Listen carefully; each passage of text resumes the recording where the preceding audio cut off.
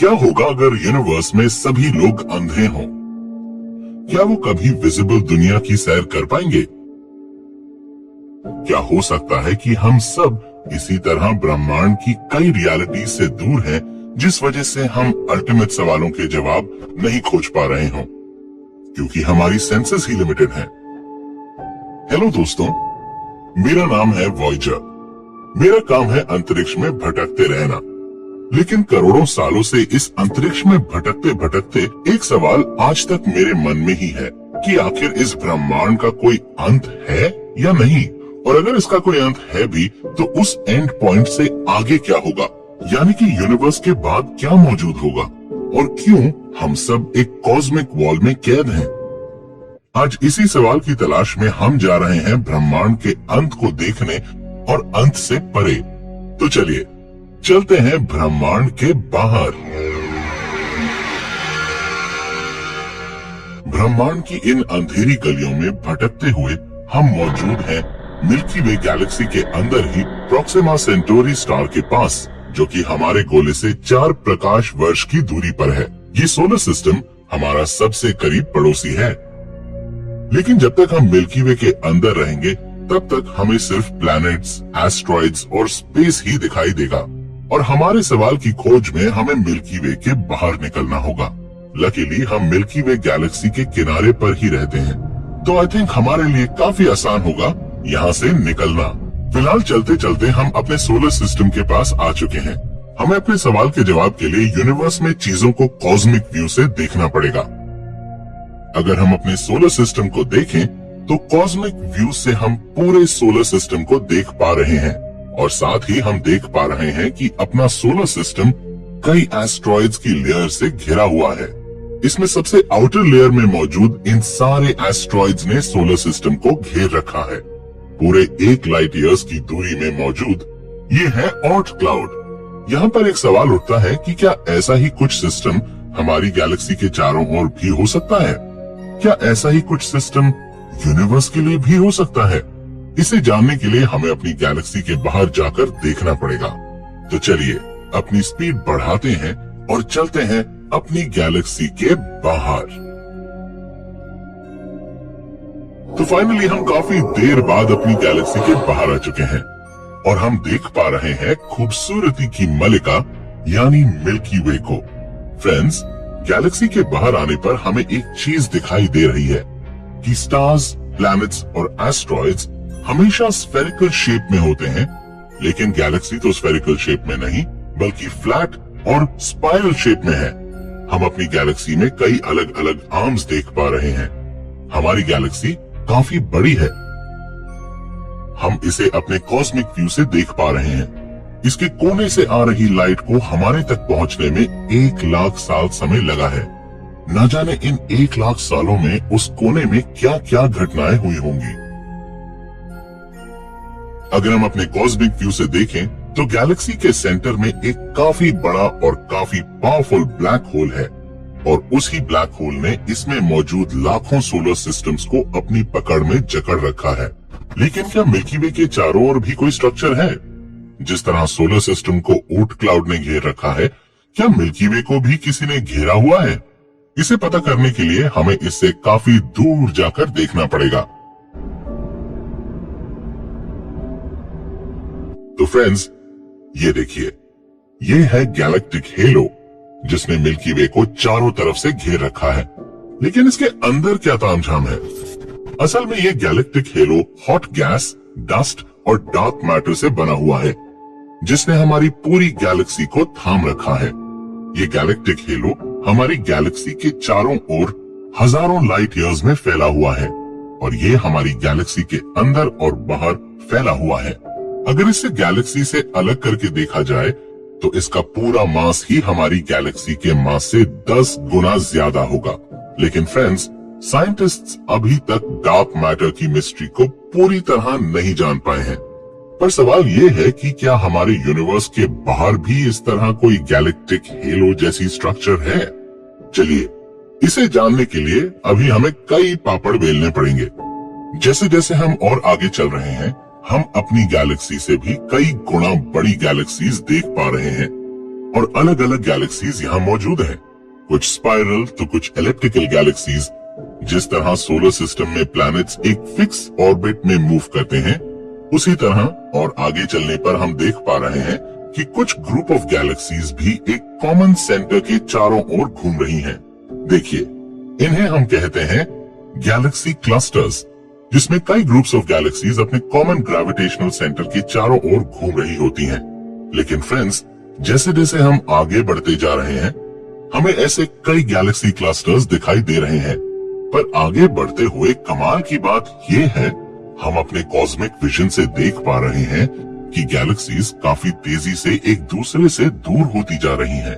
लेकिन आखिर इन्हें कौन दूर धकेले जा रहा है? क्या ब्रह्मांड के बाहर कोई ऐसा ऑब्जेक्ट है जो इन गैलेक्सीज को अपनी ओर खींच रहा है?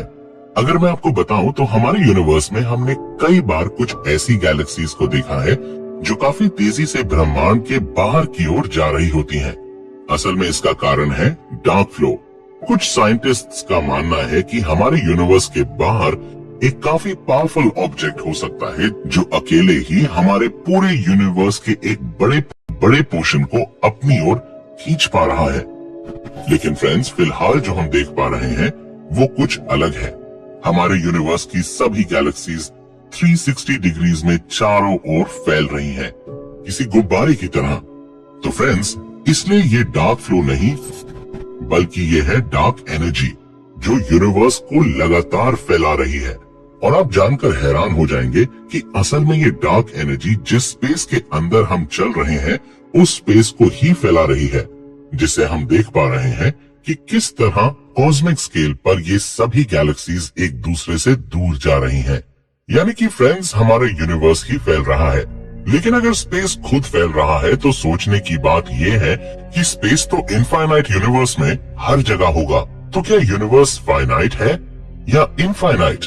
हमारे सामने फिर से वही सवाल खड़ा हो जाता है कि आखिर ये स्पेस कहाँ खत्म होता है? अगर स्पेस किसी बलून की तरह फैल रहा है तो उस बलून की सरफेस के बाहर क्या होगा? मतलब हमारे यूनिवर्स के बाहर क्या होगा? बातें करने से हमें कोई जवाब नहीं मिलने वाला। चलिए हम इस स्पेस का भी कोई एंड फाइंड करने की कोशिश करते हैं। फ्रेंड्स, अब हम काफी स्पीड से यूनिवर्स के बाहर आते जा रहे हैं। और ये क्या? अब ये सभी गैलेक्सी क्लस्टर्स हमें आपस में हमारे दिमाग के न्यूरॉन्स की तरह कनेक्ट दिखाई दे रहे हैं। अगर हम ये कहें कि हम किसी कॉस्मिक बीइंग के दिमाग में रह रहे हैं, तो भाई सवाल ये है कि ये सब कुछ तो लगातार फैल रहा है। तो क्या उस कॉस्मिक बीइंग का दिमाग भी फैल रहा है? और उसके दिमाग के बाहर क्या? एक नई दुनिया? दोस्तों, हम कुछ ज्यादा ही फिलॉसफी में घूम गए हैं। चलिए अपनी स्पीड बढ़ाकर पहुंचते हैं यूनिवर्स के बाहर। तो फ्रेंड्स, अब हम काफी आगे आ गए हैं, यानी अब हम ऑब्जर्वेबल यूनिवर्स को देख रहे हैं। लेकिन फ्रेंड्स, मैं आपको बता दूं कि हम ऑब्जर्वेबल यूनिवर्स के बाहर नहीं हैं, बल्कि अब तक जितने यूनिवर्स को हमने जाना है उसे अपने कॉस्मिक व्यू से चारों तरफ देख पा रहे हैं। पर सवाल ये है कि हम ऑब्जर्वेबल यूनिवर्स के बाहर जाएं तो जाएं कैसे? हमें काफी चलना पड़ेगा। और परेशानी ये भी है कि ये यूनिवर्स भी लगातार लाइट स्पीड से भी तेज फैल रहा है, तो हमें वर्म होल की हेल्प से जाना होगा।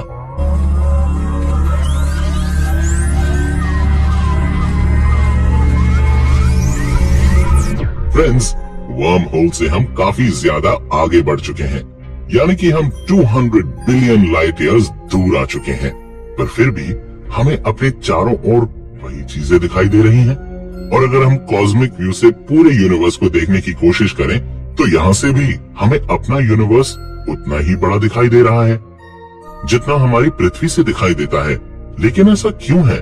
हम यूनिवर्स को एक फिक्स साइज का ही क्यों देख पा रहे हैं? तो फ्रेंड्स, असल में यूनिवर्स को बने हुए 13.8 अरब साल हो चुके हैं। ऐसे में हमें यूनिवर्स उतना ही दिखाई देता है जितना इतने सालों में लाइट ने ट्रैवल किया हो। हमारे चारों तरफ से आने वाली लाइट टाइम के बैरियर से बंधी हुई है, यानी वो हमें चारों तरफ से वही सीन दिखा सकती है जो कि ज्यादा से ज्यादा 13.8 अरब साल पुराना है। इसीलिए हम यूनिवर्स को यहाँ आकर भी उतना ही बड़ा देख पा रहे हैं, क्योंकि इस दूरी से पहले की लाइट टाइम बैरियर के चलते हम तक पहुंच ही नहीं पा रही। इसलिए इस टाइम वॉल की वजह से हम यूनिवर्स को किसी भी पॉइंट से उतना ही बड़ा देख पाएंगे। यानी अगर यूनिवर्स इन्फिनिट है तो हमें हर जगह से ये 93 बिलियन लाइट ईयर्स जितना ही दिखाई देगा। हम चाहकर भी इस टाइम वॉल को ब्रेक नहीं कर सकते। और साथ ही ब्रह्मांड फैल भी रहा है, जिस वजह से भी धीरे धीरे हमारा ऑब्जर्वेबल यूनिवर्स छोटा होता जा रहा है। यानी कि एक दिन सभी गैलेक्सी क्लस्टर्स एक दूसरे से इतने दूर चले जाएंगे कि उनकी लाइट हम तक कभी पहुंच ही नहीं पाएगी। और अरबों साल भविष्य में आगे हम अपनी पृथ्वी से यूनिवर्स को नहीं देख पाएंगे। उस समय तक सिर्फ हमारी गैलेक्सी क्लस्टर की लाइट ही हम तक पहुंच पाएगी। और उस समय हमारी आने वाली जनरेशंस के लिए सिर्फ हमारा लोकल ग्रुप यानी हमारा गैलेक्सी क्लस्टर ही उनके लिए यूनिवर्स होगा। अगर हम किसी तरह उन्हें बताने की कोशिश भी करेंगे कि हमारा यूनिवर्स कितना बड़ा है, तो ये सब उनके लिए किस्से कहानियों से ज्यादा नहीं होगा। हम ये जानने के लिए निकले थे कि यूनिवर्स के बाहर क्या है, लेकिन असल में शायद हम ये कभी भी ना जान पाए, बल्कि एक दिन हमारे लिए यूनिवर्स ही काफी छोटा हो जाएगा। और उस समय इस सवाल का जवाब यही होगा कि हमारे लोकल ग्रुप के आगे कुछ नहीं है, सिर्फ खाली जगह, अनंत अंधेरा ही अंधेरा है। भले ही हम मल्टीवर्स का हिस्सा होंगे, लेकिन तब तक हम अपने प्यारे यूनिवर्स से भी बिछड़ चुके होंगे। लेकिन दोस्तों, घबराने की कोई बात नहीं है। ब्रह्मांड में कब क्या हो जाए किसी को नहीं पता। डायनासोर्स को नहीं पता था कि एक एस्ट्रॉइड उनकी धज्जियां उड़ा देगा, और हमें भी नहीं पता कि कब यूनिवर्स को फैलाने वाली डार्क एनर्जी अपना रूप बदल ले और अचानक यूनिवर्स फिर से सिकुड़ने लगे। लेकिन फिर से सिकुड़ते हुए ये ब्रह्मांड अपने आप को भी फिर से खत्म कर लेगा, और ब्रह्मांड की इस मौत के बाद फिर एक नया ब्रह्मांड पैदा होगा।